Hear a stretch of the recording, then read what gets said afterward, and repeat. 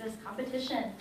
My name is Darian Goldenstall, and I am the Master of Ceremonies today for what is the 7th 3MT competition at Concordia. This time last year, I sat where our contestants are today. I was pretty nervous and sure I was going to skip over a few of my key lines, but I didn't, and I ended up winning the PhD category here at Concordia, as well as in the Eastern Association of Graduate Schools, and then placing 3rd in the Eastern Regional Competition. And although I loved my experience with the 3MT, I am very happy to be on this side of the podium today. Though I sincerely apologize in advance for my heavy Midwestern American accent as I move through today's program. Also try to be speaking very quickly. We have a lot of information to get through and a very packed schedule. First, I would like to thank everyone who tore themselves away from their offices, labs, and studios during this extremely busy time of the semester. Last year, I was so impressed with the diversity of projects and level of expertise that the participants displayed. Today, we have another group of fantastic researchers in the room, and I was able to get a sneak peek of their presentations yesterday, and I have to say we are in for a treat this afternoon. For those of you not familiar with the 3MT competition, I would like to welcome the Dean of Graduate Studies, Dr. Paula Wood-Adams, who will give us more of a background about this competition and tell us what it's all about. Paula?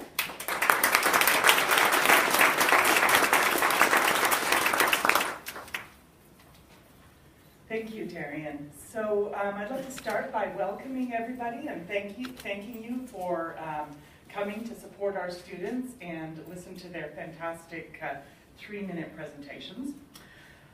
This is the 3rd year that we've opened the competitions to students in professional programs as well as thesis programs. So we'll be hearing about many different kinds of projects today.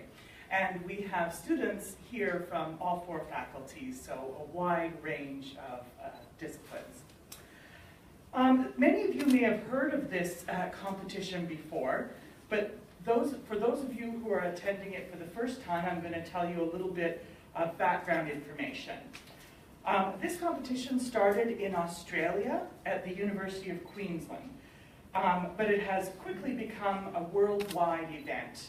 And now it is held at over 600 universities in 65 countries, and including obviously Concordia University.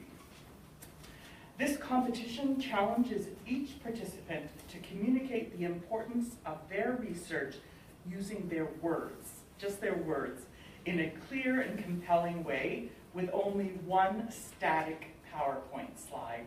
It's a real challenge and one that I'm glad that I'm also on this side of the podium, and I really, really admire our students who are here today. So if you think about all the long months that they've spent in the lab or in the library or perhaps in the field, looking at all of their data and analyzing all of their results and thinking and reading and calculating, and now we're giving them 3 minutes to talk about that. It's really, really something to condense all of that work, all of that thought into 3 minutes. This year, as we always do, we invited all graduate students at the university to participate. 77 students registered for the very first orientation session, where we managed to scare some of them because 63 showed up for the first coaching session, which we again scared them, and only 25 are here today. Well, actually 25 is a fantastic number, so I'm super happy with that. And even for those students who only took part in one coaching session, I'm sure they learned something, and you know, good for them for trying it. So after the presentations, our judges will be selecting a winner and a runner-up for both the master's and doctoral students or categories, and then the audience will have the opportunity to select your favorite. This is called the People's Choice Award. Darian, I think, is going to be telling you a little bit more about that in a minute. Out of our finalists, one student will be selected to represent Concordia University at the Eastern Regional Final Competition, which is going to be hosted by McGill this year. And another participant will represent Concordia at the Francophone Competition Mathèse en 185 at the University du Québec au Chicoutimi. And as I said before, I am so impressed with all of these students, and I really salute them for their courage to take part in this event. And I wish each of them the best and the opportunity to shine, and I'd like all of us to encourage them with a big round of applause.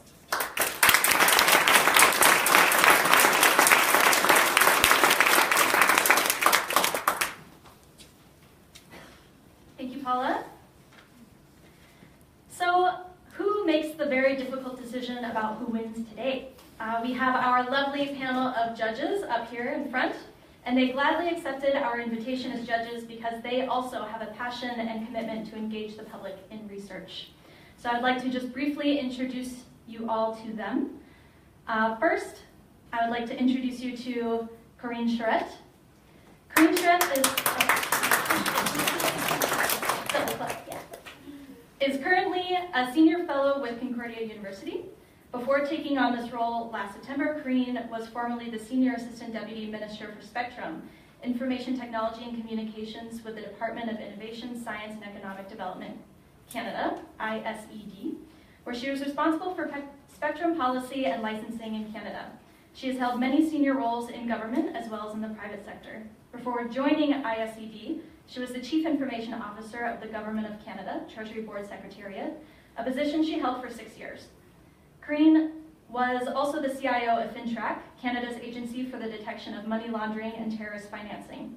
Corinne's private sector career included being the CIO for Transat, as well as partner responsible for the e-business practice for KPMG Consulting, SVP for the retail banking internet channel for CIBC, and nearly 10 years with IBM Canada in services. Corinne was among a handful of women who studied engineering at Loyola College.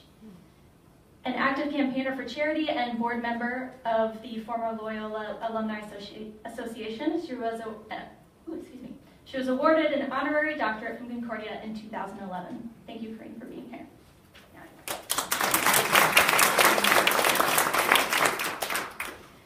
Next, I would like to introduce you all to George Palez.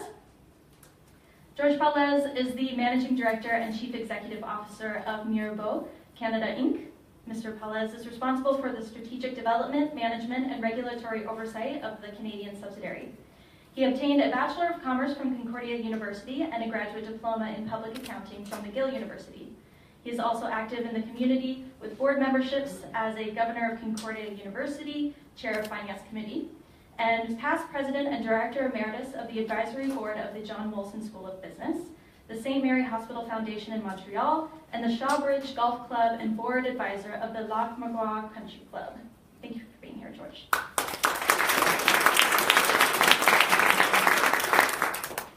And last but by no means least, we have Guylaine Baudry. She is the Vice Provost, Digital Strategy and University Librarian at Concordia. She is responsible for the major renovation and extension of the Webster Library. She was also in charge of the 2014 transformation that turned the chapel of the Grey Nuns Mother House into a reading room, and the previous director of the Webster Library at Concordia. She holds a doctorate in the history of the book from École Pratique des Hautes Études in Paris.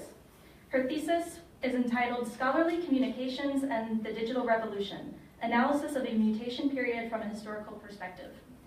Since August 2017, she has been leading the university-wide process to define the institutional digital strategy. We are honored to have you all here, and thank you.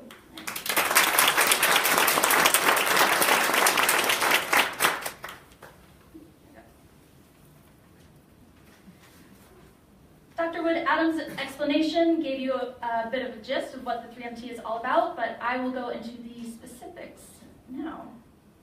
And the audience members will actually have a role to play who walks away with prizes today, because there is a People's Choice category, which I will get to in a minute. The presentations are limited to 3 minutes maximum, and that is our golden rule. You'll see that there's a timer on this end, and the competitors will have time cards up front that will show the remaining time. The competitors will be supported by one slide and no transitions, no animations, or additional electronic media such as music or videos is allowed. I will be controlling the computer up here, so hopefully there will be no surprises there. And there are no additional props. And finally, the decision of the judges is final. Each presenter will be graded on his or her ability to translate the passion that drives their research to an intelligent and diverse audience. All the competitors here are presenting their current research project, which they have been busy working on for quite some time now. What our judges will be looking for is the following key elements. First is comprehension. Did the presentation help the audience understand the research? Did you get it? Do you feel that you can explain it afterwards?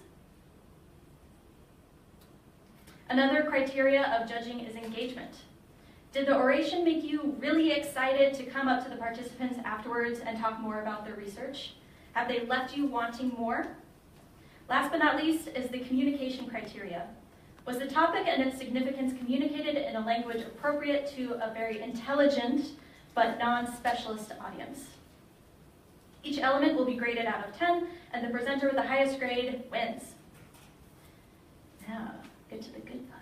Obviously, the pleasure of being here in this room and presenting to such a lovely audience is a prize enough in itself, but there are a couple other motivating factors for being here this afternoon. The first place masters and doctoral presenters will each be awarded $750 to spoil themselves with after this nerve-wracking afternoon. The second place presenters for both the master and doctoral presentations will receive a $150 gift certificate for the Concordia bookstore, also an excellent prize. And although our judging panel decides the first and second place, just a plug here, we have a couple hashtags on the go. Any audience member is welcome to use the @GradProSkills and hashtag Canada3MT anytime during the presentations to shout out to your favorite contestant. And finally, the winners of the People's Choice Award will each get a $100 gift certificate to the Concordia University's bookstore. So let's talk a little bit more about the People's Choice process. When you arrived here, hopefully you were given a voting ballot that looks something like this. If you did not receive this paper, raise your hand now, and we have a couple more in the back that we can hand out before the presentations begin. This will give you the chance to vote for your favorite master's and PhD presenters. There will be 2 People's Choice winners, like I said, one at the master's and one at the PhD level. Even if you came here today with your favorite presenter in mind, please wait until all the presentations are done for each category before casting your vote. The voting will not open until the end of the master's portion. Then you will tick off your favorite presenters and hand those ballots in. Then we will start the PhD presenters, and at the very end of the PhD presentations, you will vote for your favorite PhD presenters. All you have to do is tick the box next to your top 2 favorite presentations. So that's 2 X's per category. We will count them during the breaks, and you will actually have a chance to decide who walks away with prizes today. And after you turn in your master's portions to either the ambassadors or there is a ballot box outside, you can then pick up your PhD ballots. So those will be held at the tables outside once you turn in your master's ballots.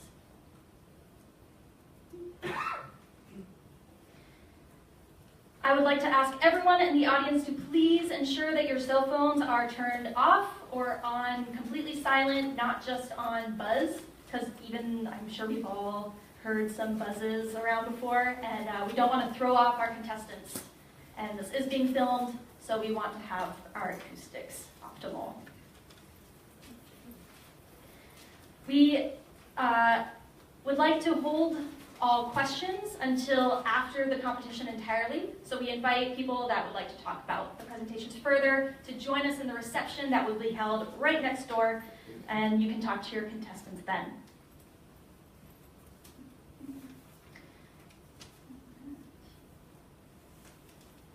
So we have 9 master's presentations and 16 doctoral presentations.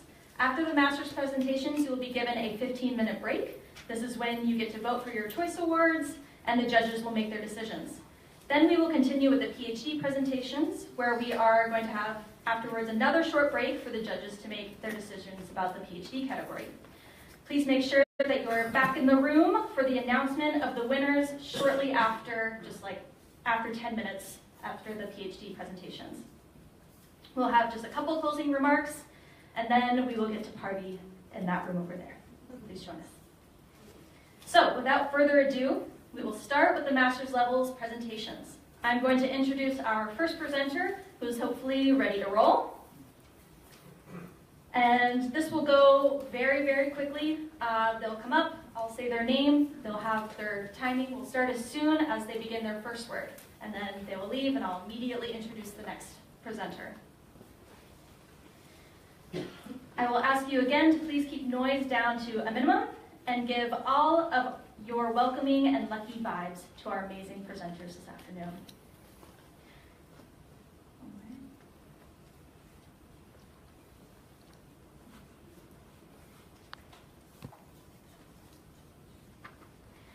Our first presenter today is Milad Ismailpour from the Faculty of Engineering and Computer Science in the Department of Electrical and Computer Engineering. His thesis title, Connectivity Control and Lifetime Maximization in Asymmetrical Networks. And his 3MT title today, How a Battery Can Save You from a Tsunami. Did you know that the deadliest natural disaster of the 20th century was the 2004 Indian Ocean tsunami, a series of devastating tsunamis that killed almost 300,000 people. To give an example closer to home, you might also remember the tsunami warning that was issued in British Columbia back in January. Now, we know that these disasters are destructive, but more importantly, they're predictable. One of the tools that scientists use in order to predict these phenomena is underwater sensor networks. So basically, if you put a bunch of sensors underwater and they start processing the information that they gather from the environment, they communicate with each other, you have an underwater network. So to predict the tsunami, these sensors monitor the seafloor motion. They process the information and relay the most important results back to a base station. So to do all this, they need to use the limited battery power that they have. You don't want to lose a functioning network just because one sensor ran out of battery. You also don't want to receive the information late at the station. You can imagine how catastrophic these two failures can be. This is where my research comes in. We want to maximize the lifetime of these sensors while making sure that we receive the information as fast as possible at this station. These two objectives, however, are in contrast with each other. If you want to receive the information fast, you need to use more power. But more power means lower lifetime. Finding the balance between these two and how we solve this problem is the novelty of our work. The mathematical representation of this problem is complex, and that makes it very difficult to find an exact solution for this. So what we do is that we approximate this problem with a simpler one. And we show that if we solve this simple problem, we're going to get close to the solution of the original one. Now, as for the solution itself, we see that to increase lifetime, we need to decrease the power consumption, which makes sense. But, and here comes the counterintuitive part of it, in some nodes at certain times, we need to increase the power consumption on purpose. Now, this is one particular characteristics of these underwater sensor networks that we don't see on the networks on the ground. Now, Ultimately, if the results are adopted by organizations, not only will they cut down on cost, but they will also save uncountable lives. Thank you.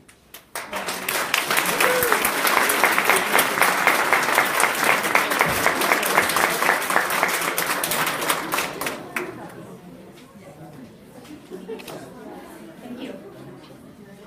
Our next presenter is Mary Fatima Rudolph from the Faculty of Arts and Science in the Department of Creative Arts Therapy's Music Therapy.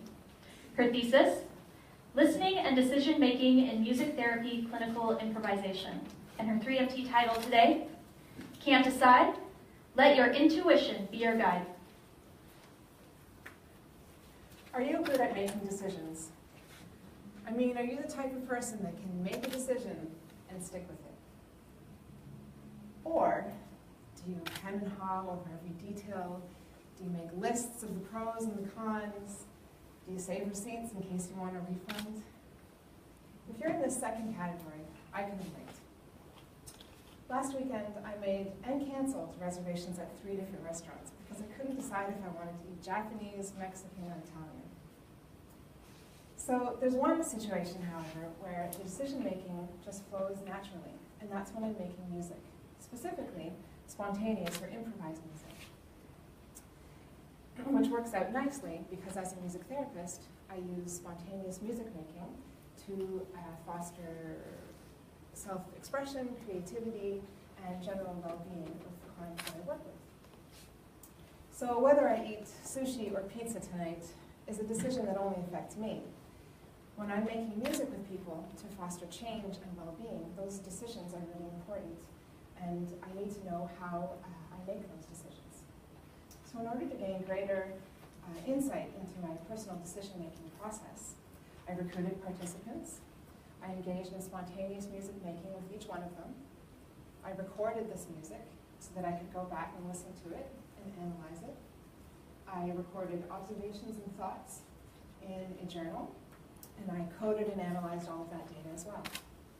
And I came to the conclusion that most of the decisions that I make are informed by my senses. So things that I'm hearing in the music, if the person's playing soft or loud or fast or slow. And what I'm seeing, if the person looks really engaged or if they look kind of bored. And also what I'm getting from my sixth sense, so my intuition. And that means what I'm sensing the person may be uncomfortable or comfortable or what they need right now. And the decisions that I made, interestingly enough, that came from my intuition are the ones that I questioned the least and that had the greatest impact and were the most rewarding. So these findings can be interesting for other music therapists to consider, but they're also really important for all of us in our everyday lives. And we have a decision to make. If we can tap into that gut feeling, that instinct, and that intuitive place, and make a decision from there, we're very likely to be quite happy with the results. And I'm not alone in thinking this. Albert Einstein says, the most valuable thing we have is our intuition. And that is food for thought. Thank you.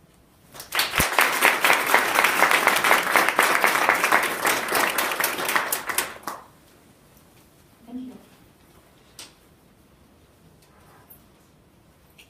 Our next presenter is Koran Akçura in the Faculty of Engineering and Computer Science in the Department of Computer Science and Software Engineering. His thesis title, Eliminating Computer Mouse for Web Browsing. And his 3MT title today, Where Did My Mouse Go?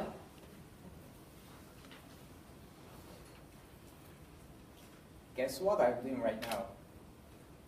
I'm simply reading news by just using my hands. The future is here. But before the future, I already use my hand gestures to communicate with my friends. I say hi, for example. The hand gestures are the most natural way for a human being to communicate with his environment. So I asked myself, what if I could communicate with my computer in the same way, the way that feels natural to me? So my research tries to answer how I can make computers adapt to you instead of us adapting to them. So I developed a hand gesture-based control system for us to use a browser with whatever is available in a standard computer environment. And you might wonder, how do I make a computer see like the way humans do? Well, I don't. What I do is, I do make it see like a frog. The frogs can see movement very nicely. However, there's a catch. If the prey doesn't move, the frog can't see it. So my system cannot see it if you don't move your hands, which gives the advantage of just detecting what I need. Maybe you heard the famous quote from the movie Jurassic Park. Don't move. If you don't move, he won't see us. But for my system, you need to move. And then it's for your benefit, and don't worry, you're not the prey. And you might wonder how my system can be useful to you. Imagine a case that you need to give a presentation. And wouldn't it be great if you could just change the slides by just moving your hands? Well, wait no more. I already did that. So I made a presentation system that you can control by just moving your hands left and right. And as a result, my audience was quite impressed with my presentation. So for the future, I'm planning to do more user studies and develop more cases like these to make human-computer interaction feel more natural. All in all, the future is really near. And there will be a time when the computer interaction will be seamless and will feel natural thanks to researchers like mine. And in the future, when the future comes, you might wonder, where did my mouse go? Well, I think my frog eyes just scared it away. Thank you very much for listening.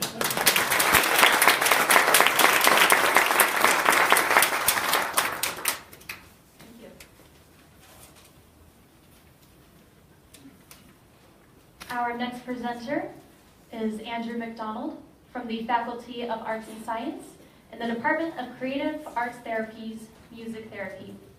His thesis title, Jazz Manouche and Music Reflexivity, an Improvising Musician's Emerging Music Therapy Identity.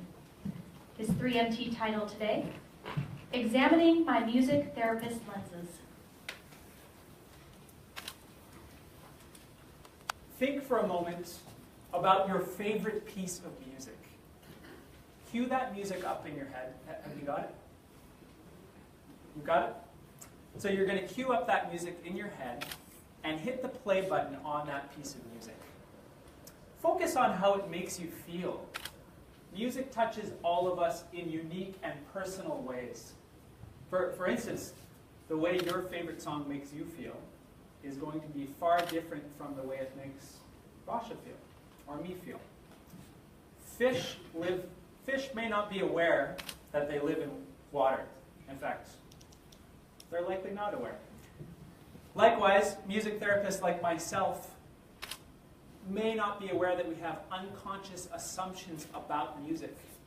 And since music therapists use music as a tool for building a therapeutic relationship, it's important that we realize how those assumptions are at play in therapy. I've been a jazz manouche guitarist for 8 years. I discovered that style in France. If you'd like to talk to me about it, that's another story. We can chat later. Jazz manouche is a style of acoustic French jazz. So I was curious to know how my identity as a jazz manouche musician was influencing my emerging music therapist identity.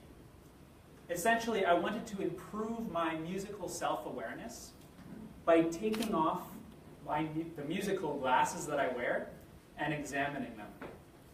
So I conducted a heuristic inquiry. That's a methodology for studying a personal experience. I recorded guitar improvisations of my jazz manouche musician and music therapist identities, and I later listened back to those recordings focusing specifically on how they spoke to those identities. The results that emerged from my analysis were surprising to me. I found that the assumptions I hold about music can complement, but may also conflict with the musical tastes and preferences of music therapy clients. In cases where the tastes of music therapy clients are vastly different from my own, I found that I could be more authentic and genuine playing that music if I gradually introduced part of my own music identity. The main takeaway here is that music therapists need to improve their musical self-awareness, and that they can do that by taking off the musical glasses they wear and examining them, thus creating better relationships with their clients. Thank you.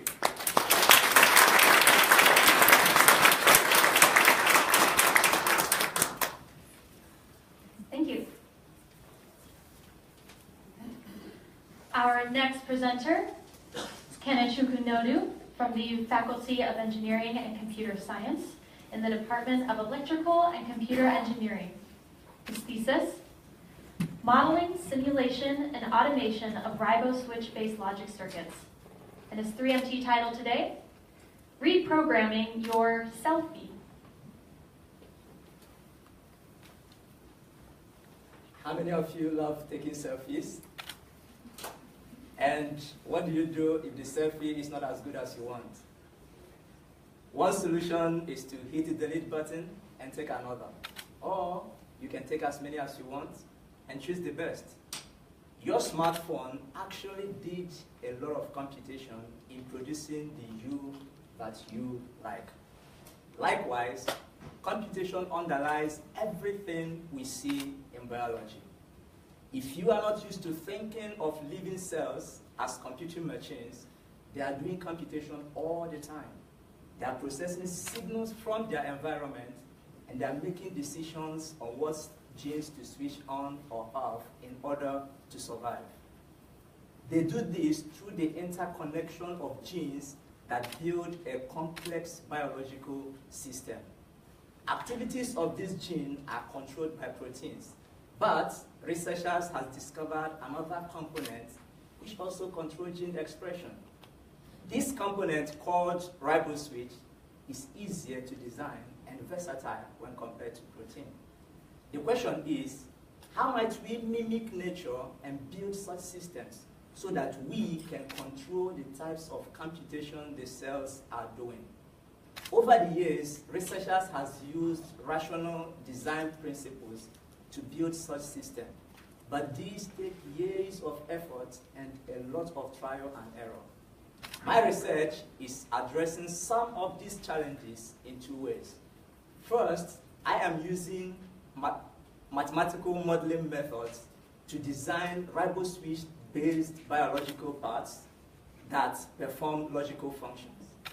The second is to later develop a software that automatically connects those parts to build a biological system.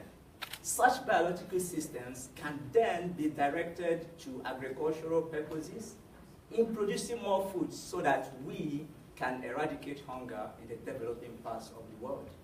It can also be directed to medical applications for development of new antibiotics in fighting diseases such as cancer. This computational modeling framework will make building biological systems as seamless as taking a selfie.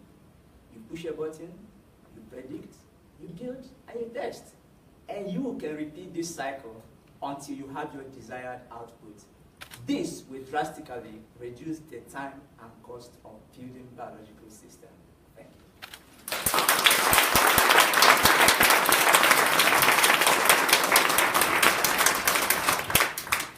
Thank you. Our next presenter is Javier Morales in the Faculty of Arts and Science in the Department of Chemistry and Biochemistry.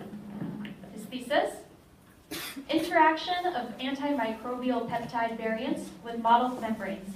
understanding the basis of their activity for future applications. And his 3MT title today, Antimicrobial Peptides, the pathway to the magic bullet. How many of us have suffered at least once from a serious or a gross infection? Most probably all of us. Now, do you know someone that suffers or have suffered from cancer, or not to say worse? If so, you may know all it carries along for a cancer patient. And as me, you probably hope for something that can improve their quality of life. Nowadays, antibiotic-resistant phenomenon is widespread worldwide because antibiotics target internal parts of the bacteria that causes these infections, but bacteria can modify these structures. Now, in the context of a cancer patient, this takes great importance due to the decreased immunity against pathogens. So this is why it's so necessary to find effective alternatives that specifically kill bacteria. Now, we have as part of our immune system some small proteins called antimicrobial peptides. These can specifically target bacteria and they're very effective killing them. However, they are not the ultimate defense. Why? Because in our organism, they can be cut by other bigger proteins and in the surface of the bacteria too. So my research is based on study how these small proteins called peptides work in the surface of the bacteria. How can we improve them in order to design in the future enhanced antimicrobial agents that can specifically kill bacteria without developing resistance? So one of these alternatives is by producing mirror peptides. Imagine them like looking at a molecule in a mirror, but how does it look? So it's the completely opposite structure. It's like taking a selfie of the molecule. Now, how does this improve their activity? So this way, they can act on the surface of the bacteria in a sense that they cannot be caught there or in our organism. And there's no way that they can develop resistance. So do you imagine in the future that we can, with just one drug, treat both infection and cancer? That's what we all wait for, right? And that's the ultimate goal of my research. Thank you.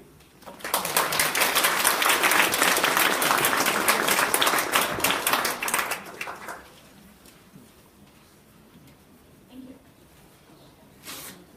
Next up, we have Azil Shakti Marugasan from the Faculty of Engineering and Computer Science in the Department of Mechanical, Industrial, and Aerospace Engineering.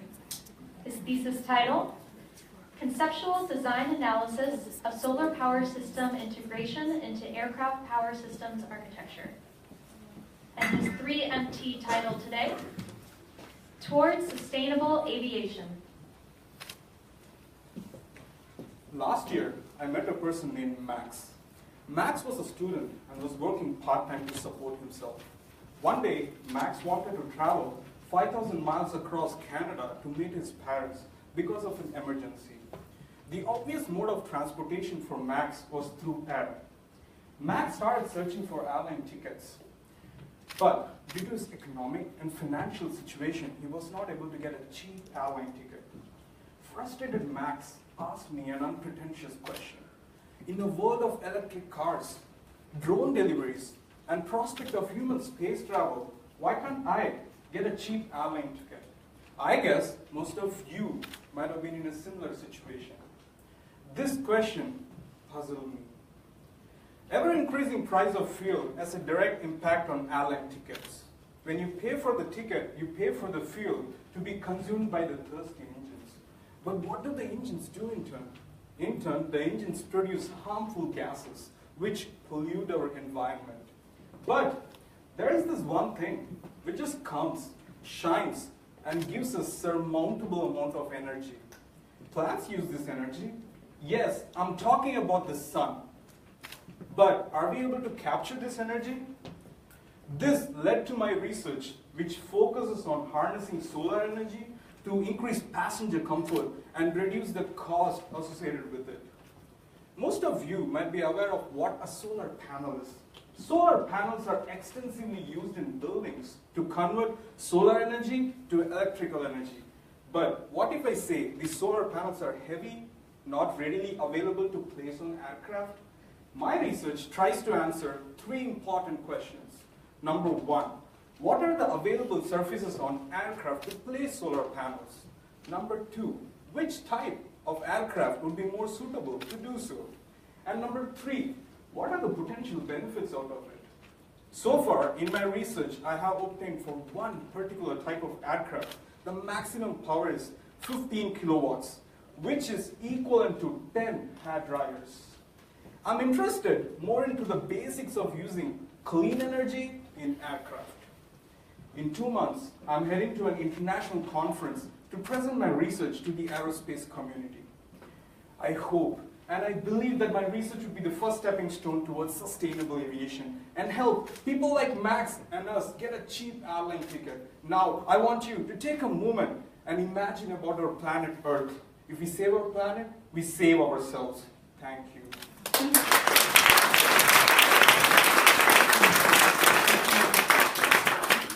Thank you. Next up, we have Dana Yadav from the Faculty of Arts and Science in the Department of Exercise Science. And her thesis, The Protective Effects of Metallothionein and Aerobic Exercise on the Aorta Following Diabetes-Induced Oxidative Stress. And her 3MT title today, Forget Sugar, Sweat Can Make Life Sweeter. Did you know that every 3 minutes, a Canadian is diagnosed with diabetes? My uncle and my grandmother have struggled with this disease for most of their lives. And by the time I'm done presenting my 3 minutes up here, another one of our loved ones could get a call from the doctor and say that they have diabetes too. Diabetes is a serious, lifelong illness where insulin cannot be used properly. And insulin is the hormone responsible for maintaining normal sugar levels. So without it, sugar accumulates in the bloodstream, and this can have severe consequences on our health.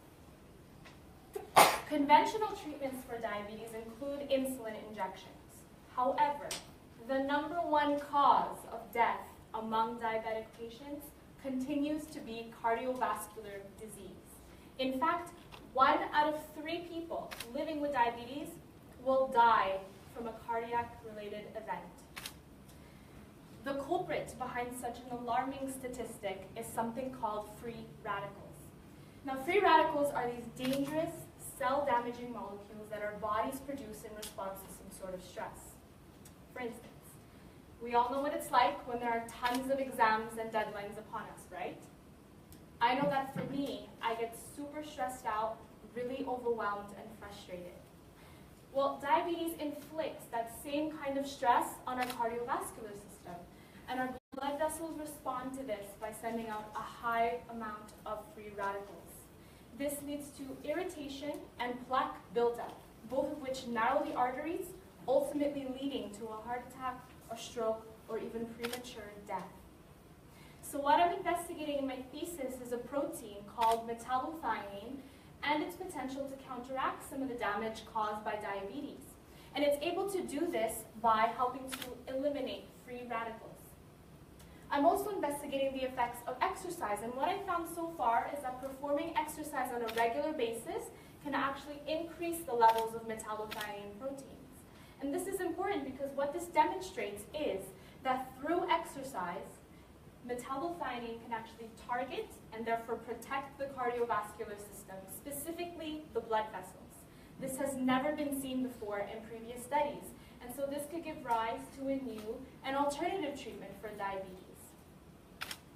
So by isolating metallothionein as a protective compound and using regular physical activity to boost those compounds, we could potentially save the millions of existing diabetic patients, like my uncle and my grandmother, as well as members of your own family, from ever suffering from this disease again. Thank you.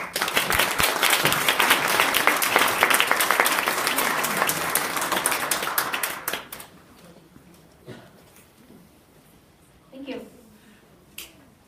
Next, we have our final master's presenter today, Filippo Marino Gordo, from the Faculty of Engineering and Computer Science in the Department of Building, Civil, and Environmental Engineering. His thesis, Optimized for Maximal Energy Saving and Reduced Moisture-Related Risk, a study on highly insulated single-family residence. Sorry, I went too fast. Take your time. And his 3MT title today, Between Mold and Energy Efficiency. Imagine yourself living in an energy-efficient house. You have solar panels on the roof, the perfect temperature inside, and there is no bill from Hydro-Quebec. But what happens if you start feeling sick in your house? You can breathe, maybe it's asthma or some allergic reaction, or maybe your house has mold. To have an energy-efficient house, we must insulate it and seal every hole and crack on it so that cold air does not enter. But that will increase the relative humidity in our house. And if we combine that with the wrong materials on our walls or roof, our house could be the perfect place for mold to live. Designing an energy-efficient house is very complex, and trying to predict the mold could be a challenge. But if we want to avoid mold in our houses, we must integrate mold in our preliminary design of our houses. And this complexity makes it very difficult. But my research is doing that. I'm looking at which levels of insulation with different materials are at the same time energy efficient and mold safe. I'm using two simulation softwares. The first one tells us the energy demand of the house. The second one gives us the conditions of the wall, specifically the relative humidity and the temperature. With that, I'm using a mathematical model to calculate the mold index. What is the mold index? Think of it as an Airbnb ranking. If the ranking is below 1, you won't have problems. Mold won't live in your house. But if the ranking is 6, your house will be fully covered of mold. Preliminary results shows us that using a slightly lower level of insulation with the right materials, we can avoid mold. This is especially important for people with respiratory problems or other health issues. Moreover, if we use thinner walls, we can decrease cost, construction, and real estate cost. So, if you are planning to renew your house to make it more efficient or buy a new energy efficient house, wait until I finish my thesis so that you get sure that you don't have mold on your house. Thank you.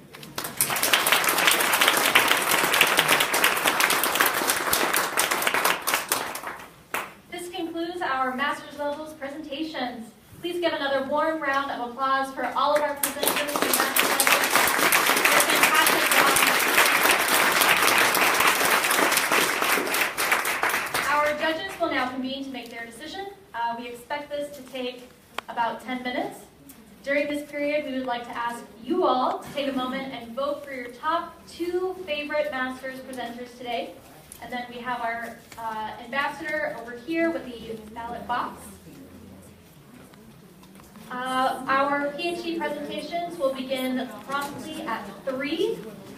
So please go and pick up your PhD ballots and the registration table before re-entering at 3. Thank you.